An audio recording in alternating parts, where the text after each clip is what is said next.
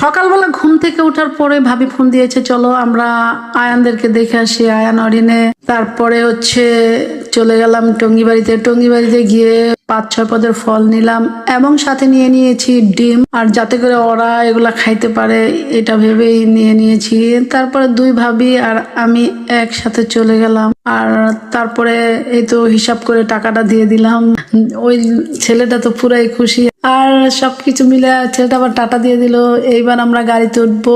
তারপরে এই তো আইসা পড়ছি আমরা আমার বোনের বাসায়। আসার পরে তো আয়ানে তো পুরাই খুশি, আবার লজ্জাও পাইতাছে। এখন কি করব, আচ্ছা পলায়ন হয়েছে আমাদেরকে দেখে। আর বোঝেনি তো, মা নাই যার এই পৃথিবীতে কিচ্ছু নাই, তার যেই জায়গায় মা আছে সব আছে।